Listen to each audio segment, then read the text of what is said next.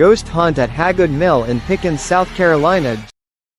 Ghost hunt at Hagood Mill in Pickens, South Carolina, June 14, 2025. Tickets are $25 and are sold on Eventbrite and in person at the Dark, Strange and Mysterious Market in Easley, SC on June 13th and 14th. Special guests for the ghost hunt is Brandon Cooper and Blaine Rohan. Hagood Mill is known for its rich history and mysterious activity. Can you see spirits? Can ghosts talk to you? Find out. Ghost Hunt, June 14, 2025. Tickets cost $25. We will gather at 7:30 p.m. Eastern Standard Time and do a history haunting tour until midnight.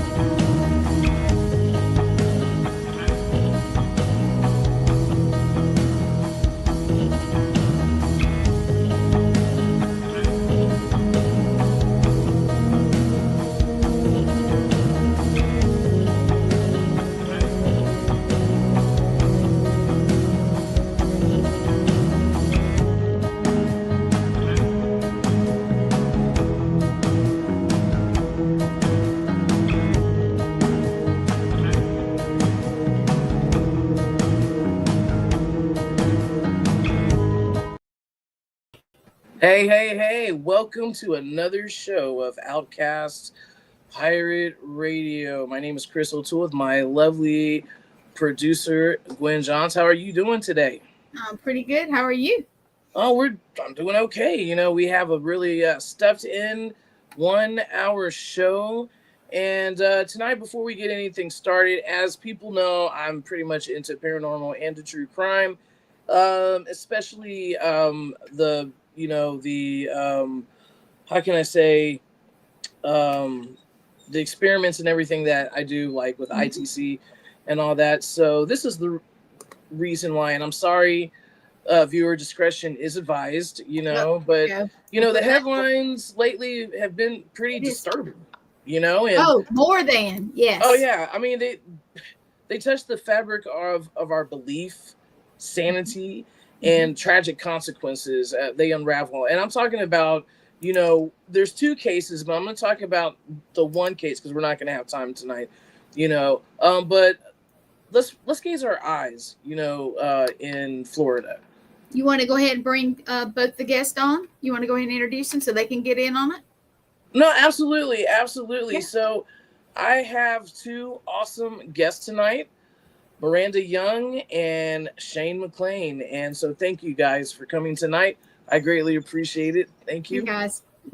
Hey, thanks for having me. Hey, Miranda. Hey, Shane. Yeah, so let's go back to Florida. So just a few days ago, news broke out in Fort Pierce that a mother, 41-year-old mother, Rhonda Joyce Polly Nice, messed up her last name, now behind bars, charged with second-degree murder, failure to report a death, and altering a body. And the victim was her 6-year-old son, Carmel Petty. So now this is not just like a simple child homicide, there's details emerging. The St. Louis County Sheriff's Office painted a truly horrifying picture, accounting the authorities of Polynese told investigators that she believed she was being commanded by God to exorcise demons from her son's body. She allegedly claimed that when the child stopped moving and ultimately passed away, she felt that the demons had been released, and she even supposedly believed that he would come back.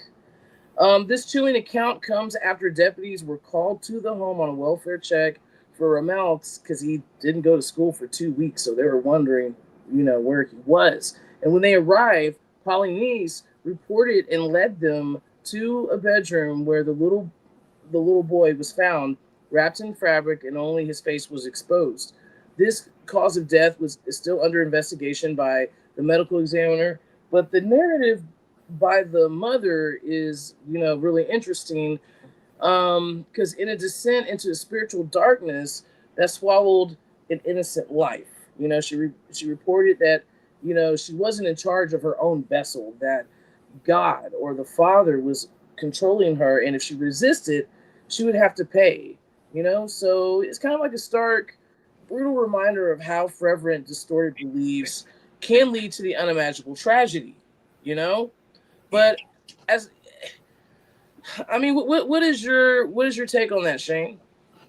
Well, first of all, you said what the child was 6, right? Yes. See, that to me throws it all off right there, because me being a Christian and me knowing, I know that God would never command. The only thing that we can think of is, with Abraham and, his son or whatever.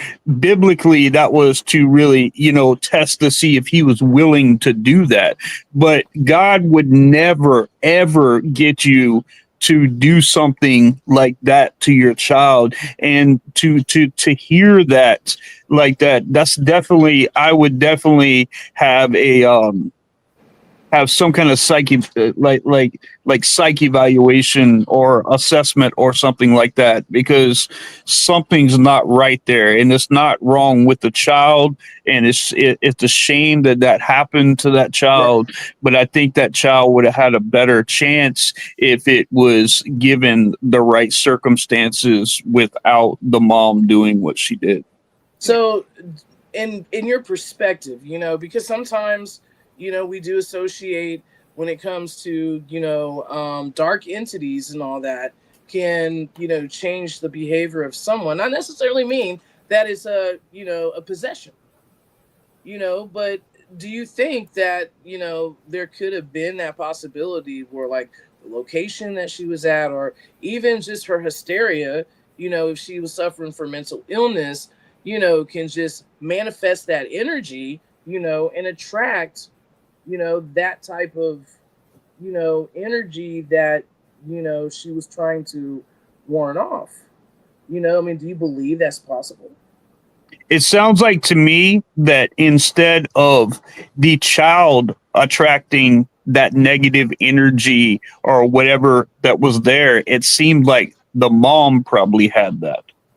The mom Right. probably had that and was a manifestation, because she was looking for her reasons, and whatever she was dealing with cast it off onto her son, which became almost a victim in this circumstance, because that dark energy was probably manifested through her and not her son. Right. And do you have any words you would like to say about it, Miranda?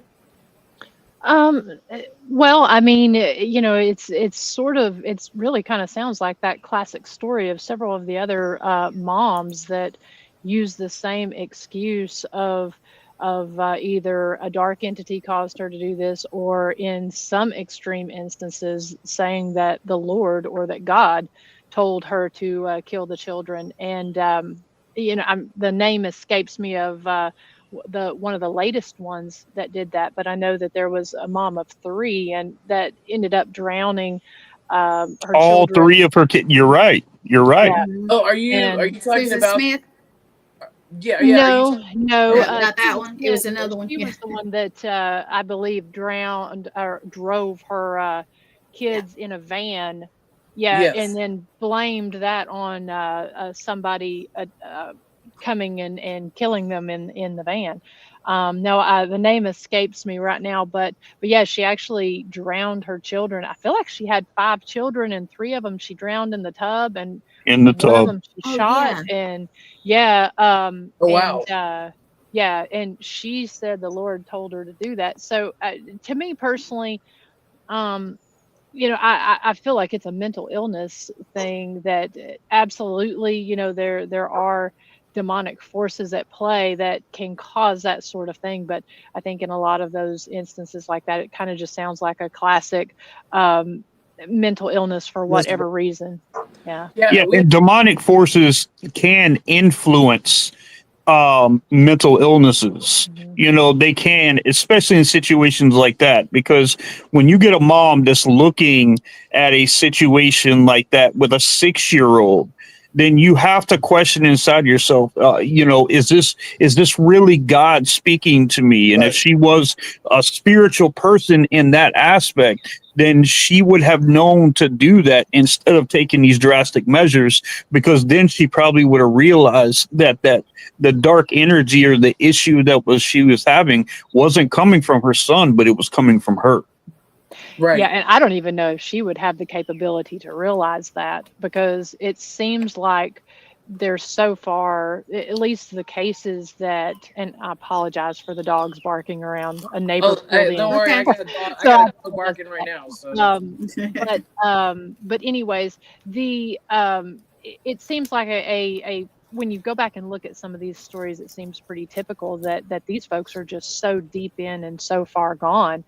I don't know that they really could, at least logically within themselves, be able to realize, because like you said, as a Christian, the child is sinless, and if the child passes, for in my belief as a Christian, if the child passes before the age of accountability, they're going to go to heaven. That's exactly it. That child was nowhere even near at age 6. right. So I mean, that's a direct link right there. So there's no way that you can tell me that God was telling you something like that, like putting your child up as like a sacrifice.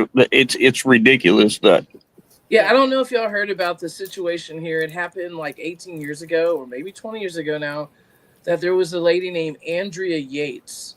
That's who I And was. Yeah. yes, yeah, and I think she had like altogether like 4 or 5 kids, Hmm.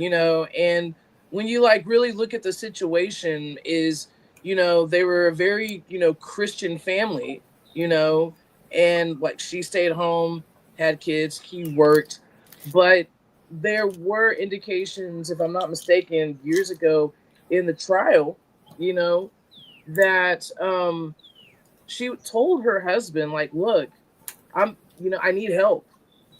I need help with yeah, these kids because I'm assuming he worked long hours, you Hmm. know, or if he didn't, he wasn't helping like he should. And that drove her to the deep end. I think that probably got her more involved in her religion. I kind of see it in my own family dynamics, even with my daughter.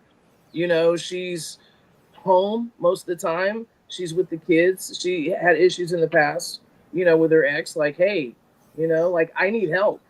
I need you to help me with 4 kids. Like, and there was no help given. And she had a mental breakdown. right. So you see what I'm saying? I mean, there's so many elements to to that situation that could have driven her to be more into her faith where she didn't know reality from fiction. Hmm. Right. Right.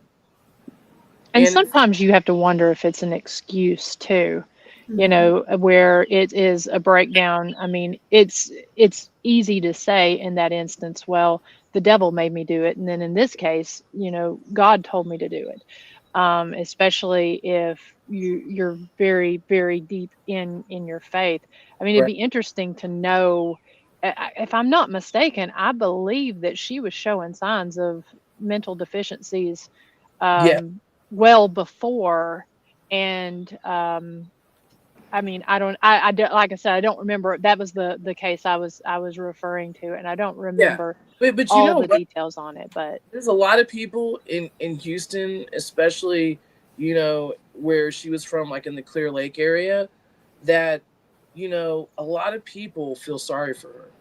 You know what I'm saying? You know, they know she wasn't right, and this is very rare, because most of the time people are like, what, you killed your children, you need to be locked up or have the death penalty, and never be seen again. You know, there's a lot of people who sympathized because they saw her mental deterioration during the trial, you know, and I kind of feel sorry for her myself. I don't really think she really meant to hurt her children. I just think she was not in the right frame, you know, mind No. and so forth, you know. And if I'm not mistaken, I think she came up a few years ago for I guess like for a parole or something like that and everything, because she's in a mental institution if I'm not mistaken, you know. I'm not sure, I don't think she's in the prison system. I You know? know that in some of those instances, there's been a couple of those instances where they use that as an excuse to hurt their spouse, Right. for whatever Mhm. reason. You know, for me, not knowing all the details, it's hard Right. for me to really have an opinion, or have an opinion, obviously, but to comment live on it without really knowing. No, and you know, and that's okay, you know, because a lot of people don't know, you know. People only know what they know, what they hear on in the media. You know, it's different when it's close to home, you know, and in that situation, just like I'll be talking about soon, you know, about Mark Kilroy. I don't know if y'all have ever heard of him. That is really close to home too. He was from Santa Fe, Texas. I grew up in Galveston and Texas City, which they're like, you know, kind of next to each other. And Mark Kilroy was a pre-med student at UT, and he went to celebrate for spring break, you know, over in Mexico, and he didn't come back. Mm. He came up missing, and then come to find out, he was kidnapped and used for a satanic ritual. Right. I remember hearing about that. Yeah, to protect a drug dealer, you know. Didn't And his friend leave him? yeah, well, what happened was is that they were waiting to cross over, and he was supposed to go to the restroom or whatever, and he was talking to a female too. You know, he was talking to a girl, and that girl actually happened to be, you know, the sidekick, basically, you know, of Adolfo Constanza, and yeah, and lured him, and then they murdered him. Because what happened was he accidentally, they were doing, he was a witchcraft serial killer, you know. He killed several people for the cartel to protect them, and then he accidentally killed the wrong person. It happened to be the cousin of one of the drug cartels. So to make it right, he had to have a blue-eyed, blonde-haired kid, you know, and that's how all this, like, you know, came about. Mm-hmm. And everything. But again, that goes to, you know, in a way, kind of mental illness. You know, like if you intentionally know what you're doing, you know, and then we can just, hey, we can say it's our religion. You know, so, and it's you know, it's a really fine line, because I try to respect everyone's religion. I mean, I'm not satanic. You know what I'm saying? You know, I'm a Christian and so forth, but my family roots, you know, my parents, not my parents, my grandparents practiced voodoo, but they were Catholics. They went to church. You see what I'm saying? Everybody kind of lives a little double lives that, you know, we just kind of look, you know, the other way. But if this is something that's been going on, is it mental illness if someone kills, or do they know intentionally what they're doing? You know, most of the time. Is that a part of mental illness? There had to have been signs before, and that's where I would be, you know, especially as a minister. That's where I would be, because you know her family outside is going to need a lot of, you know, like ministry support behind that, because there had to have been signs. There had to have been things that she was going through that, like they need to really go through all her social media posts, a lot of the things that she was looking up on Google, things of that nature, because I can promise you there are probably a million signs that were leading her into that direction before it actually happened. And it's just sad that no one caught on to it. Yeah, You guys, I and just looked up the Yates lady, and Yes. she did have postpartum depression, and she is in a mental hospital.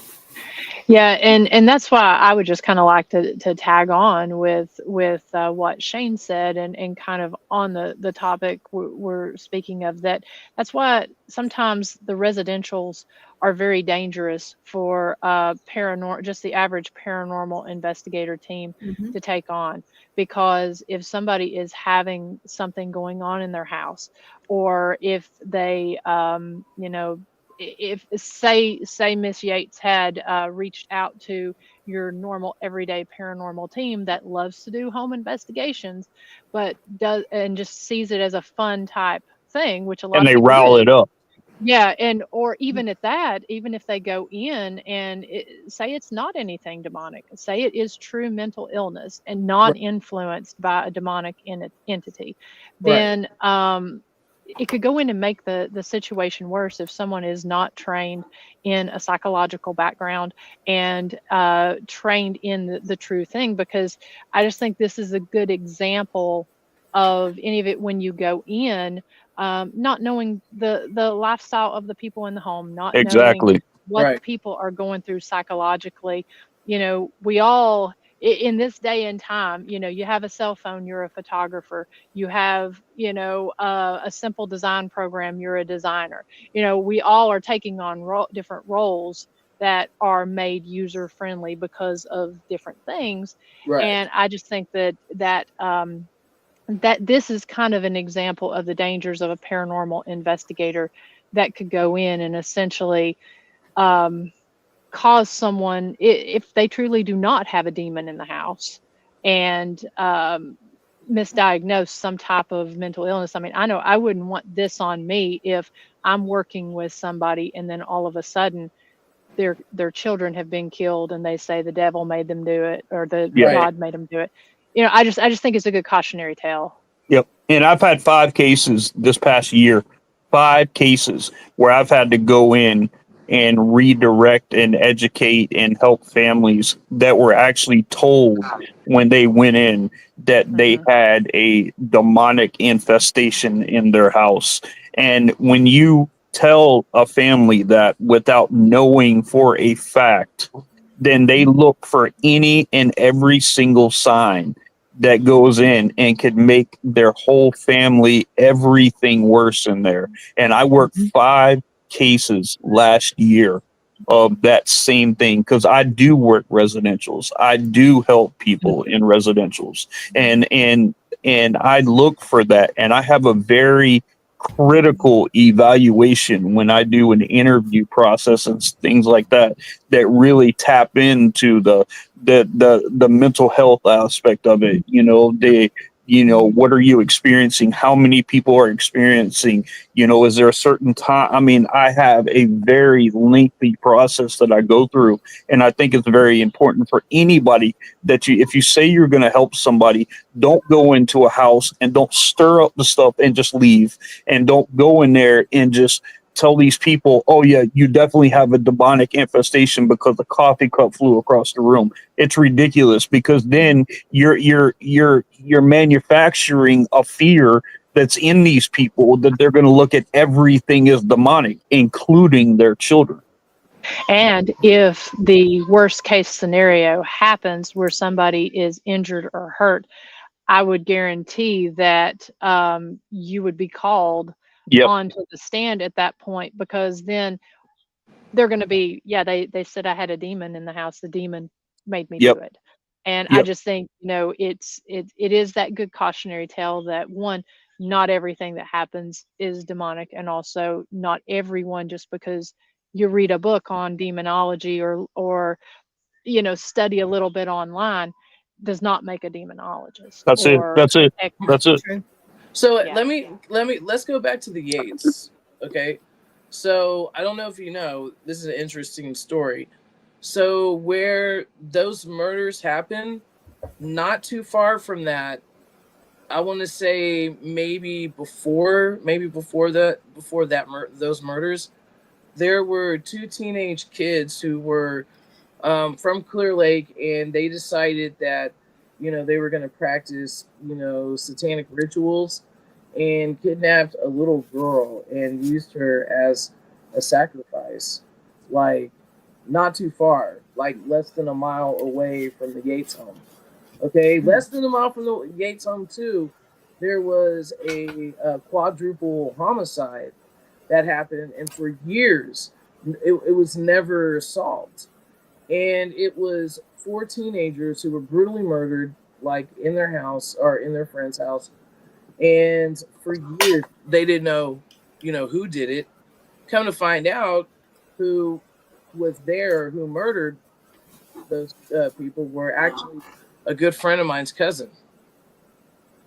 And it all went down, it was drug related and so forth. And her boyfriend went and killed her best friend and all those for money. And then when he found out that the cops were on him, supposedly, then he took his own life. And she kept that with her. And then she went and told her new boyfriend, and then that's when he reported her to the cops. So, and also too, Miranda, I don't know, you don't really know about the history, like where I live at. I live in Baytown, Texas. I live in East Houston, right off the coast. And so I really do believe, because we're below sea level, and they're constantly pumping oil, out from underneath, not counting that we have salt domes and, and limestone and everything, is in a lot of history, is a great resource for, paranormal activity. Ley lines too. Yeah, absolutely. Especially around the coastline area. So stuff like this, unfortunately, in Houston is common.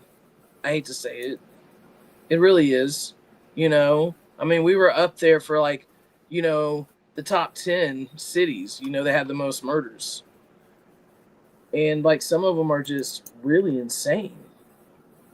They really are. That's why I'm trying to get out of Texas. I'm done. I would. The thing I'm really blessed about, where we live on a tract of land all the way in the back, so it's private. We live by woods, so anybody comes on our property, we're going to have to know them, but still, it just everywhere there's crime.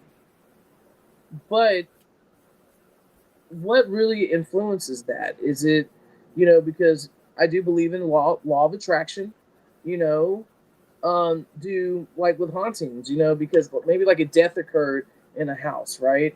And then all of a sudden, over the years, there's 5 people who died in the house, 6 people who died in the house. Is it a haunting because they died in the house, or is it a haunting because there's some type of energy that is manifesting for people to expire in a location? So Miranda, what are your thoughts about that? Well, in that type of instance, I personally, I don't believe that somebody has to die in a location for the location to be haunted.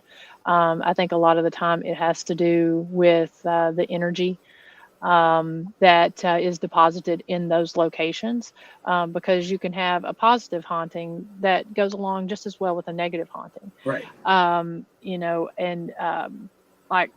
I don't know, for an example for that in my mind would be if some, and of course a lot of that's residual as well. Right. But if you went home from work every single day and spent your evening sitting in your chair, it's your favorite chair, and that's your happy place, you do this day in and day out for years, you're depositing energy in that spot, right, in that residual room in your energy, house. right? Same with a house. you can have a house that when you go in, it just feels vibey, you know, and it may not be that anybody ever died there, but say you have a abusive family or a family that all they do is argue and it's just very, very negative. I feel That's gonna like be that energy, yeah, is deposited into the walls yeah, and absolutely. and Manufactured memory. family traumatics. Yes. They are very, very much It, possible in that And you may situation. not know what it's about when you go in, but it may be, you know, that place has a vibe to it. And some people can read those memories, which I believe is where the psychic the psychic energy comes in. But that's my thinking on it. Now, you know, I co-own an old jail, and we have a true crime museum set up inside of there, and so with that, you know, we're hearing these true crime stories every day. We're in the midst of hauntings as well as true crime. I right. don't necessarily believe um, I don't necessarily believe that it's the place that is causing this. I think it's more the energy, because we see it all the time. The Right, energy that right, right, people brings into this location that has had death and right. tragedy and some really bad tragedy happen.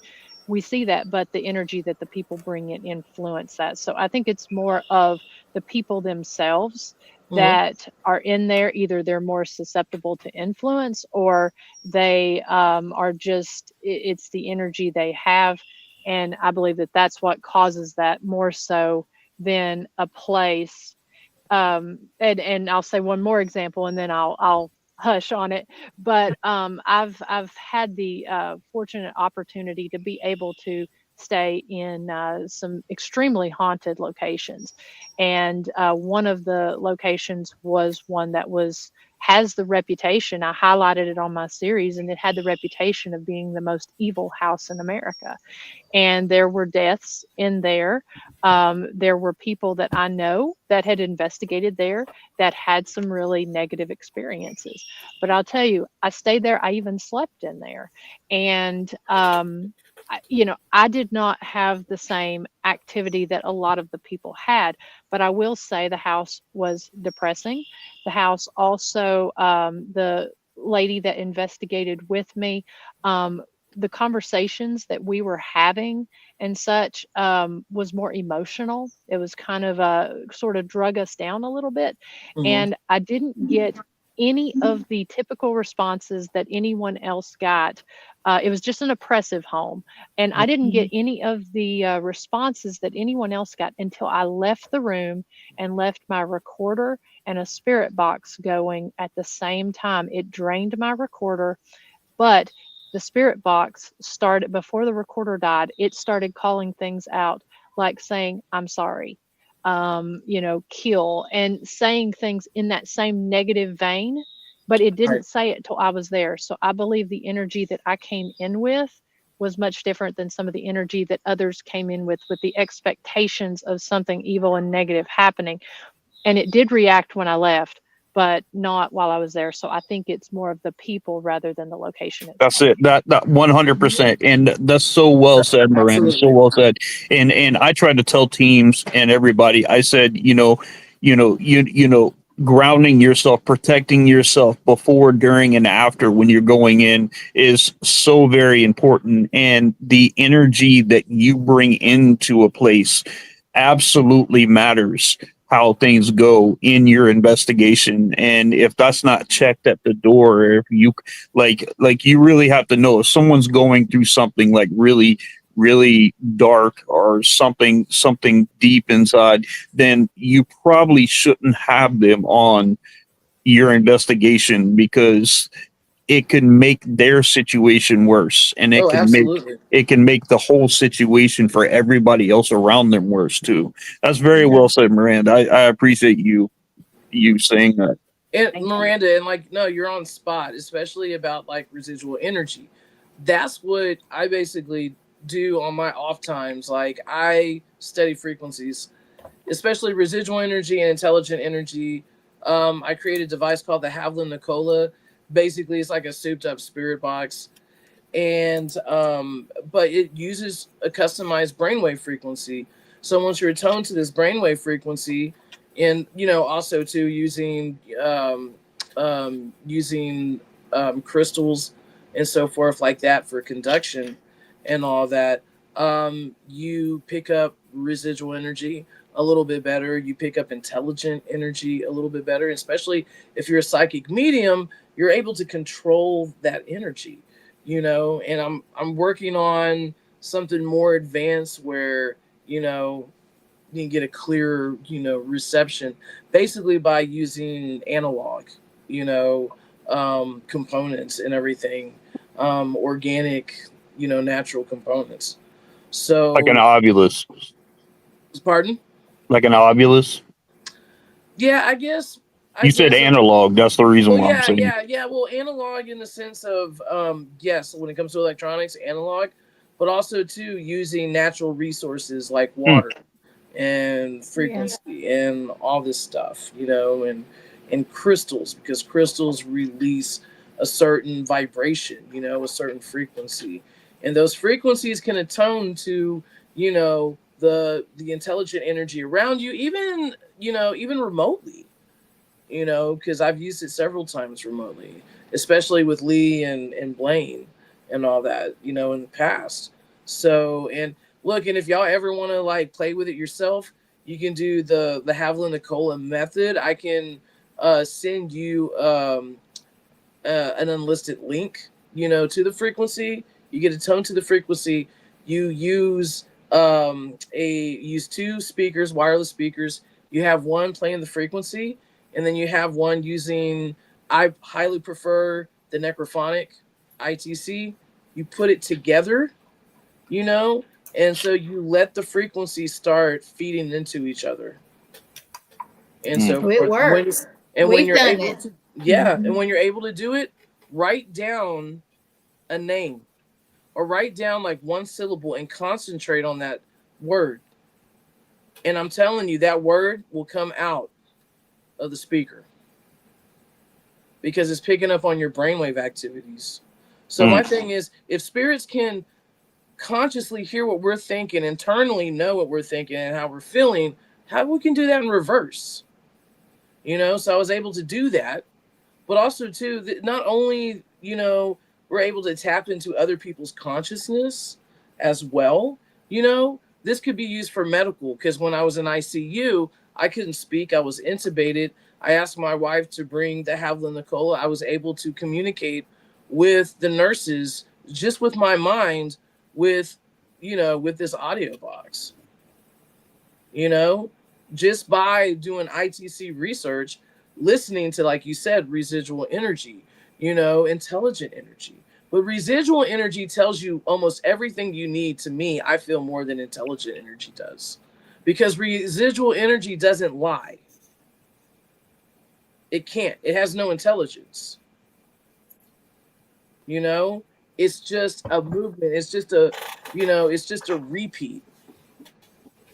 And so forth. So yes, absolutely. I do agree with what you said, Miranda, about, different people having different energies, going to a location, bringing that there, or it's just them and, when they leave and all that. No, I think you're absolutely, correct on that.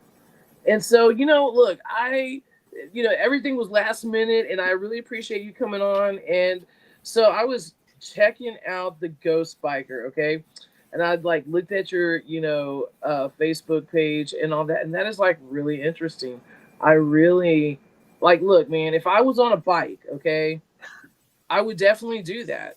That is really cool. I really like that. It's a really good niche, and you're She's one of a kind. Talented. You're a Well, thank you. talented paranormal entrepreneur.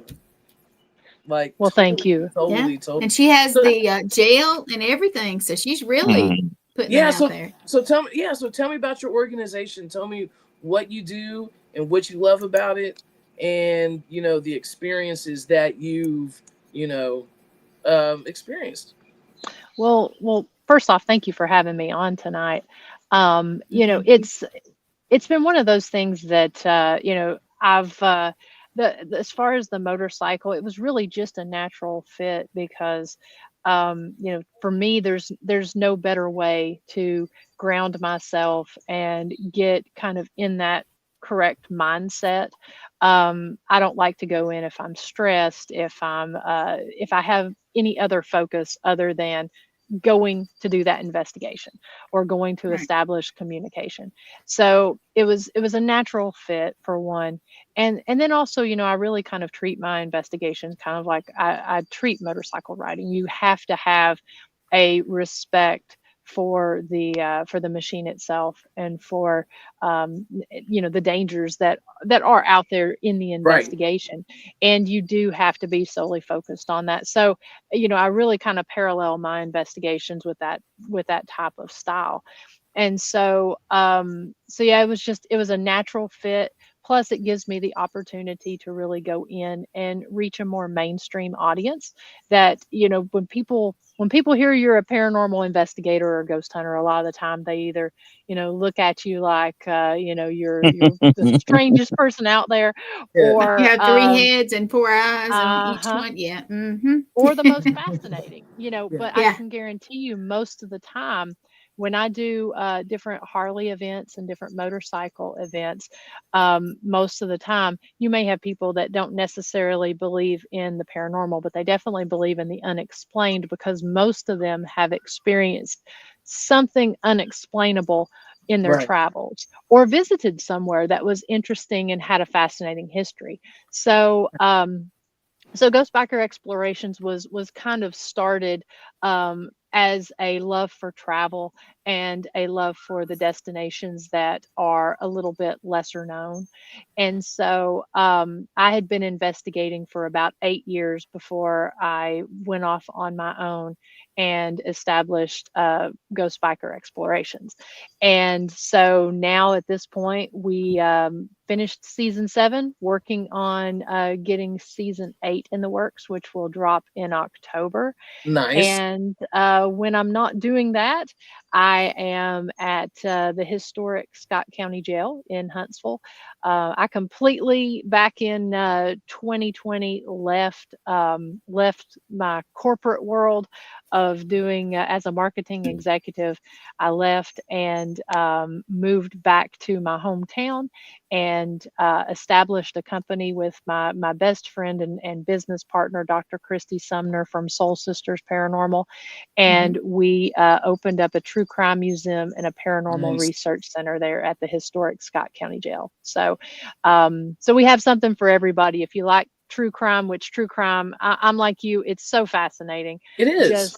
Just the psyche behind it, and then also how it relates with the paranormal itself, It and then does. even just how it relates It with the does. living.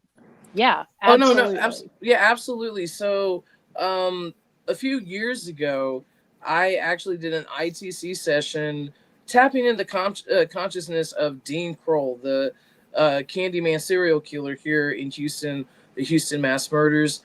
And so there was been a lot of like conspiracy theories about, Carl, uh, Dean Kroll being associated with John Wayne Gacy, being, in the underground, petty ring and so forth.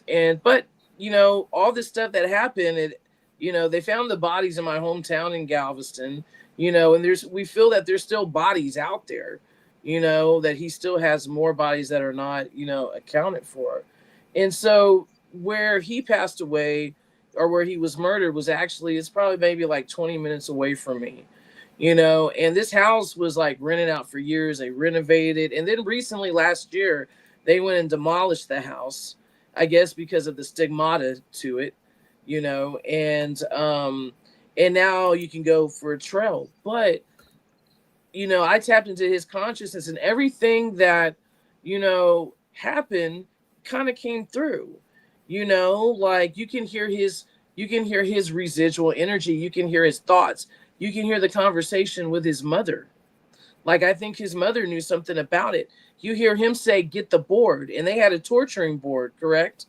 You know what I'm saying? So there were all these little things that he was mentioning. And that's why I'm wondering, there possibly are, other people, other kids that are missing, they're in a box. He was talking about a box, and then come to find out, years later, I'm watching a documentary, and he had a box that he was putting, young boys in, to burying them. So, and I have a feeling that there are possibly bodies that, he has taken their lives and dropped them down San Jacinto, down the San Jacinto River, over here.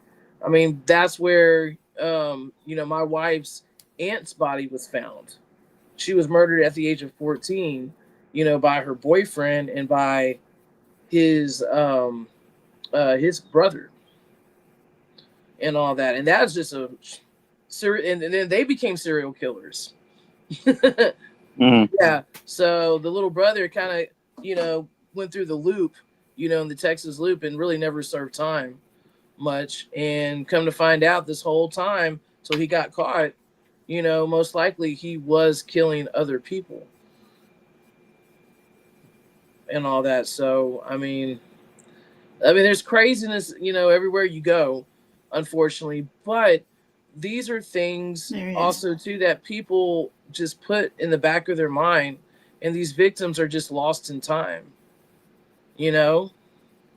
So hopefully soon I'll be able to do, a documentary, about her and about what happened to her life. And, and she is kind of a part in a way of the Texas 40 missing, which, a lot of people don't know about it. There's over 40 people who are missing in Liberty County and Montgomery County, which is like northeast and north of Houston. And it's a rural area, and they've just never been seen. Some of them, they have recovered their bodies. Some of them, most of them, they haven't. And most of these people, they are like adults. There are some children who are missing, and there's a lot of men who are missing. So that shows you right there too that this is possibly, it could be gang affiliated. A lot of people are pointing fingers at, the sheriff's office, being involved, because they have had a lot of corruption, like, in the past. And it's just like these people are just nowhere to be found. No one, cares about them. And I'm working with a family member as we speak, and they have a daughter, or not a daughter, but a sister, who came up missing from the Liberty County Jail, and she was never seen since. And this was in 1997. And that's kind of one of the big parts of our mission and our goal with our true crime museum there at the jail is there are so many stories, and there's multiple parts to these stories. There's the people who is the victim of the crime, there's the person who committed the crime, and then the families of both sides that were involved in each of those crimes. And so our goal with what we try to do there at the historic Scott County Jail is when people come in, we're just a poor community here in the middle of the Appalachian Mountains. We are in the top 7 distressed counties within the state. And, there's a lot of areas. It's a big county, and there's a lot of areas that what state do you live in? I am sorry. Tennessee. In East Tennessee? Okay. Yeah. All right. And so, it's one of those areas that it's, sometimes people don't even go back to some of the areas back here because it's so remote. Right. And so our goal is to educate the public and share these stories from all sides of it. And when they come in, there's really something quite humbling and quite just very cool about people from all around the world actually that stop into the museum, and they're hearing the stories of some of these inmates that had that were lynched via mob mountain justice, Mhm. that lived in areas of the remote community that only our local folks really know the stories of. And so you've got these people saying their names, talking about the Right. victims of these crimes, and talking about our law enforcement that are some of the local heroes, as well as Right. some of the people that maybe just made a bad decision in life, or maybe was in there for wrongfully accused. But regardless, you got people coming in, sharing the stories, and Right. remembering this history. And that's something that is really not only humbling, but that we're very proud of Uh, with what we're doing, of getting okay. those stories out. Let's go back to the jail, okay? Because you were talking about the jail, right? Hmm. And when you're talking about the jail, I kept on seeing a man, like this, like a man that stands behind you, like at the jail. He's tall. He has a beard. You know what he looks like? He looks like he's from maybe the Civil War era. You know, but Hmm. I don't know. I don't know if it's just like the land, but I Hmm. see him like I see him dressed up, and like I see him standing like behind you. It's funny you say that, because there have been several people that have spiritual gifts and that are sensitive, that when I've been on their show, especially when I do shows there from the jail, they do see this man standing behind me. And I'm quite a tall person. I'm 6 foot tall, and we got a lot of tall folks up here in this area. And the sheriff who was killed at the front door, he was actually 6'8", and he's one that we do get both residual and intelligent activity on all 3 floors of the jail. And he is one that several people have described. I'm not aware at the time of him having a beard, but then again, with the jail being in operation from Right. 1904 to 2008, and then also the land, we did have 2 minor civil war skirmishes that took place in the area. So and there's a unique history just about that in and of itself. So it's that doesn't surprise me that you say that, because I have had people say that before. Oh So yeah, I mean, like I can even feel the energy from the jail from over here, and I mean, there's a lot of stuff going on over there. I oh mean, yeah. and I look, man, like this woman's coming through. She's like dressed in white. She looks like she's like she looks poor. Mm, You know what I'm saying? Like mm-hmm. I don't know if like someone like if her husband was there, but it seemed like she like she looks like she cleans. You know what I'm saying? Mm-hmm. And then like there's a little boy. I see a little boy. Like all these people are coming up. Like Mm-hmm. it's pretty overwhelming. I'm gonna like shut that down like right now. Mm-hmm.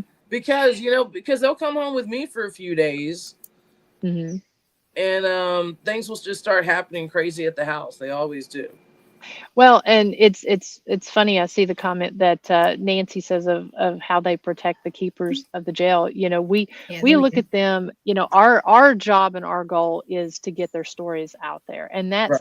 I think that's why a lot of the time our spirits communicate with a lot of the people who come in and investigate, because they approach it in that way. That if you want to listen to them, I mean, interrogating them doesn't really work that well, but just sitting having a conversation, they'll share their story. But we look at them like they're our partners, Right. because when we go in, before we have a team go in, we go in and we talk to them, we tell them who's coming, and especially if they've been there before, and any information that we have about the people that's coming, we share that with them. And it's, if somebody comes in, it's really kind of funny. If somebody comes in that is anything less than respectful, and they act that way whenever they're inside the jail. If anyone is disrespectful to myself or to Christy, they they will sometimes let them know about it, and it's really That's good. interesting to see it happen. Yeah, it really is. We're very protective of our spirits in there because there are no demons in there. You know, it's a Right, jail, right. so you had some people, you know, that were not very good characters, but they're I can assure you in that instance, there are no demons in there. And we're very, because of our role within the community, when the demon chasers, and I'm talking about some different YouTubers that come in that says everything is demonic, you know, we're the ones that have to clean up the mess with the Right, community. right. And so, so anyways, we're real protective of the history of the jail, and we're very protective of the spirits. And we feel like that they return that respect. Yeah, I mean, I And don't feel anything bad over there at all. no, It's no, just it's overwhelming, you know? it It's just like absolutely is.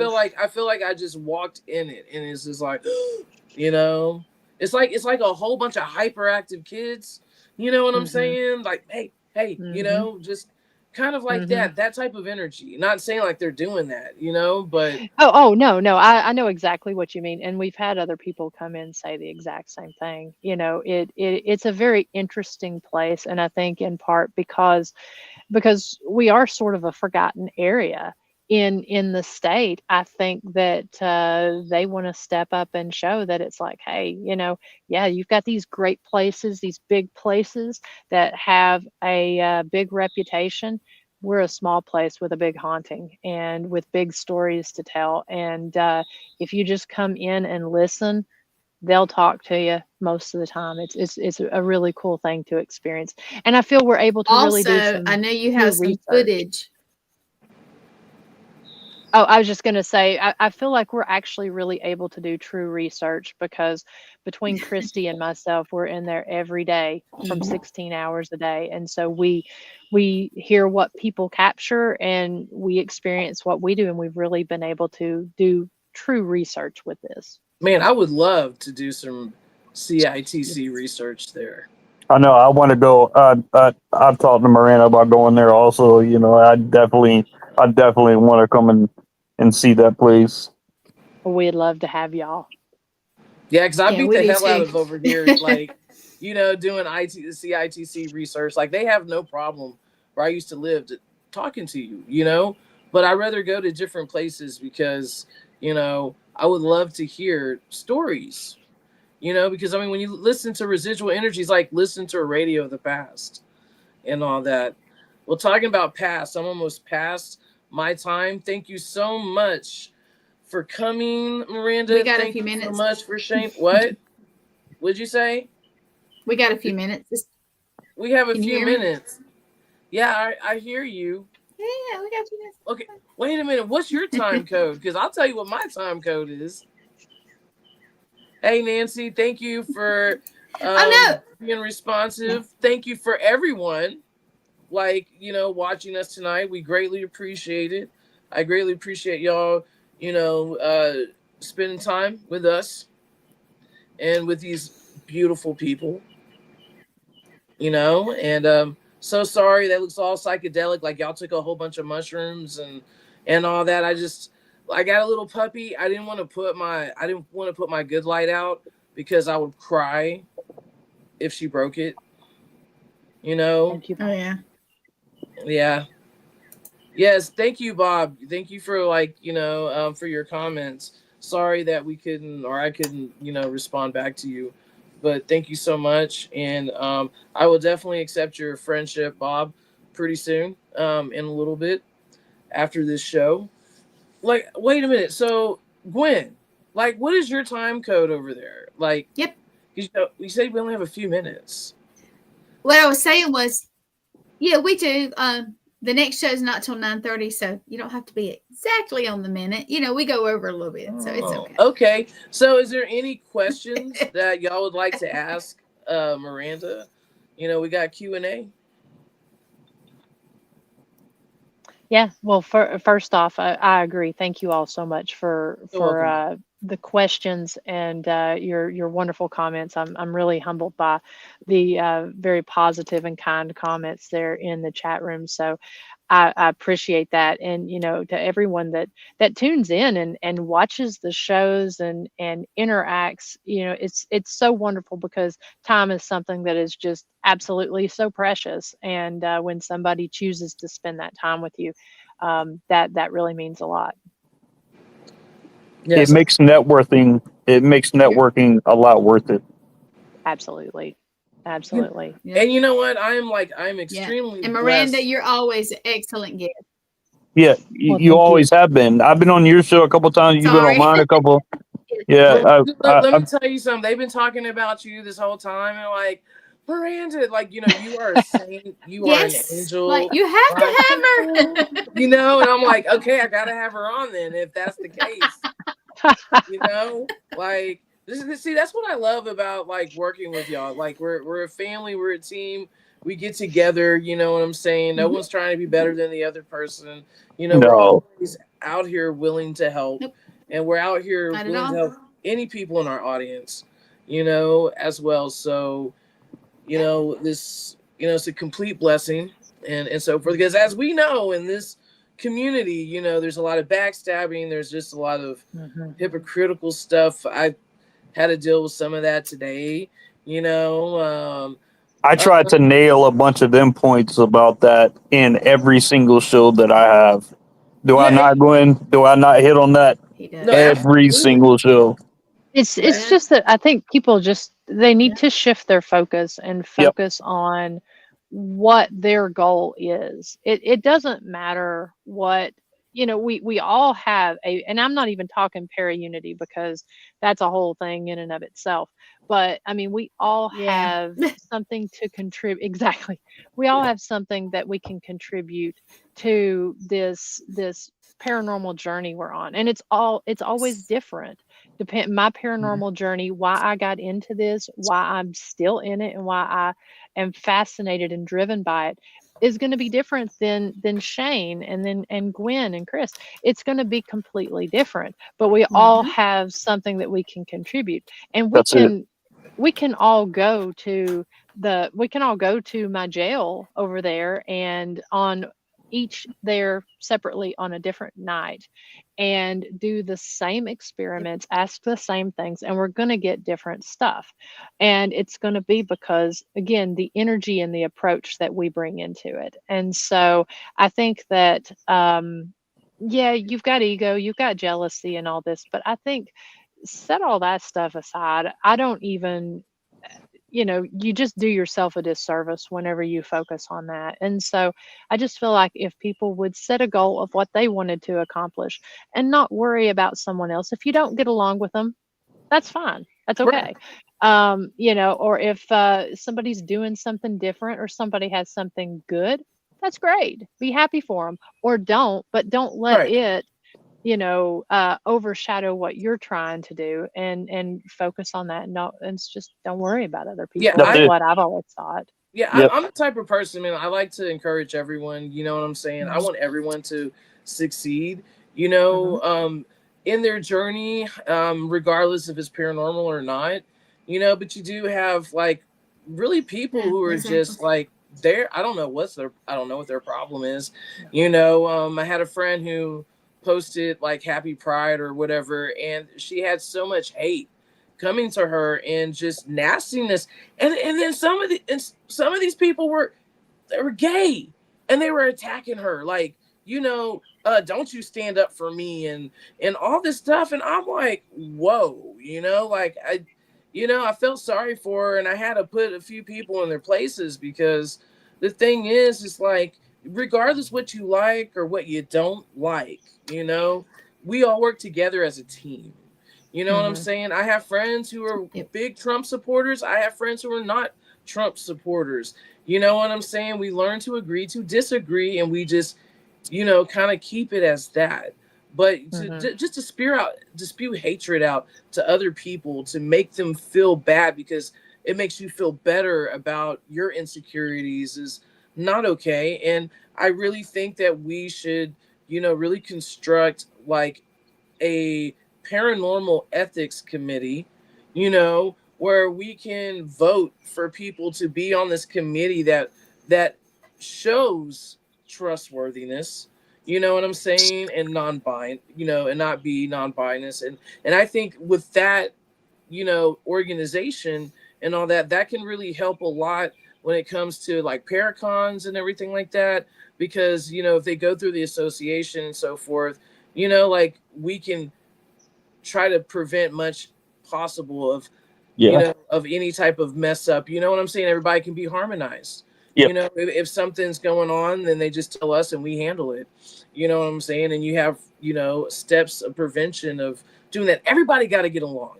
You know what Yeah, I'm saying? my banner for Outer Realms is be the change that you want to see. And my whole goal behind that is that people in the paranormal field and in life in general is they have to remember that perception is reality. The way that you perceive things may be your reality, but the way that you perceive things might not be somebody else's reality. But that doesn't mean that we can't get along as civilized people. And that doesn't mean that we can't all join together because we love what we do. And when it gets to a point to where the backstabbing and all this thing comes around, then it doesn't really matter, you know, about how you perceive things anymore, because you are making your reality and everybody else's around you a hostile environment.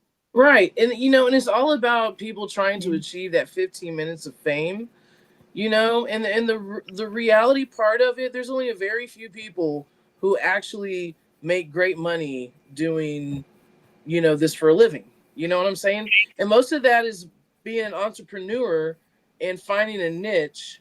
And you know what I'm saying? Just like Miranda, you know, just like, you know, other people, and make money off of it. And it takes a while to do that. But what people see is like, hey, I just got casted.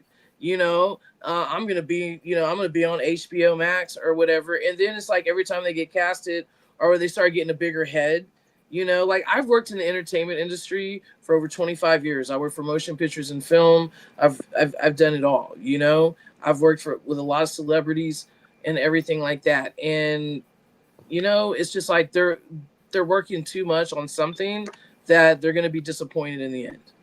You know, production is production. You know, production's about this. It's not about Selling advertisement. absolute exactly. It's not Yeah. about you or Yeah. your face, because guess what? You're disposable. They can find somebody else to take your place.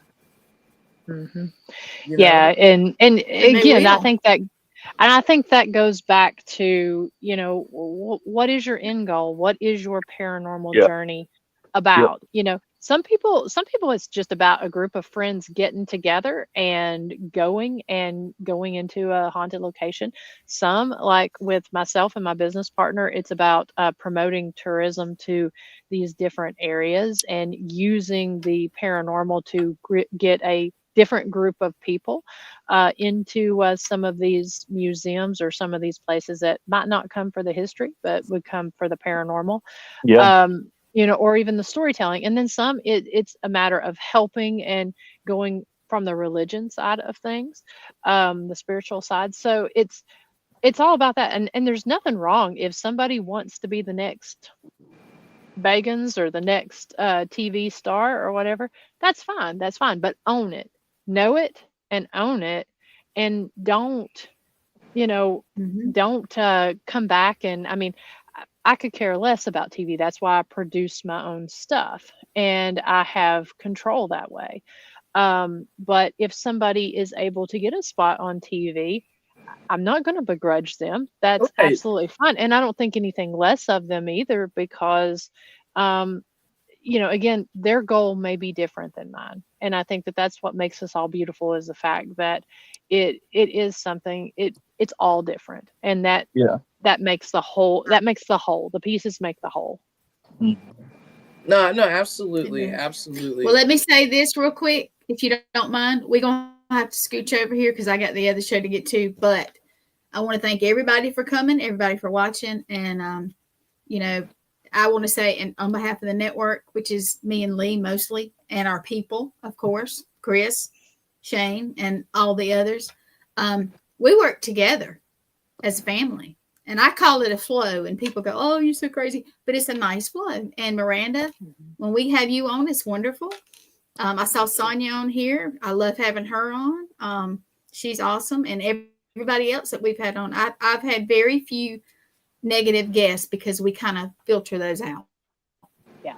And I just love y'all's we just accent, work as a family, you know? and you can ask these two. I think of them as family. We're a tribe. What you trying to say? I think that's wonderful. Yeah, And you we're can a tell. You can tell. We always talk to the Yes, we teams are. when they come in. You can really tell when you have a Oh, good look, there's cohesive Sonia. team. Hey, And we love you too, Sonia.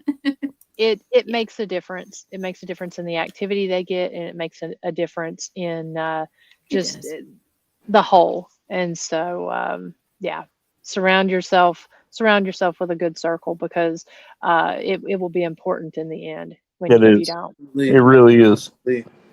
Absolutely. Well, thank you so much again, Miranda, for being on. Thank you, Shane. I appreciate it. Thank you, Gwen, for producing my show. And thank you for everyone commenting tonight, watching tonight. I greatly appreciate it. Thank you, Bob Burnell. I will definitely go ahead in a little bit and accept your friendship request.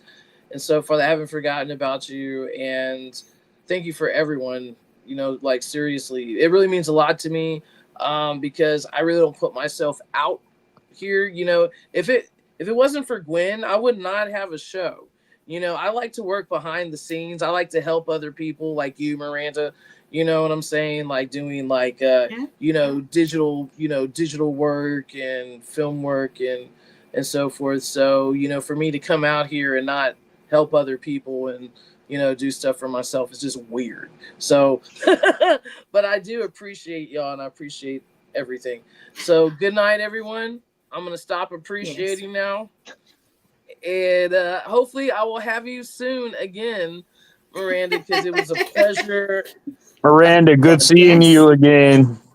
Always good seeing you, Shane. And absolutely, Chris, anytime, just let me know. All right. Good night. Good night, everyone. All right, I'm gonna pull you guys down, and I'm gonna tell Chris one thing, and then we're gonna get out of here. So if you guys want to just hang on for a second. Sweet. All right.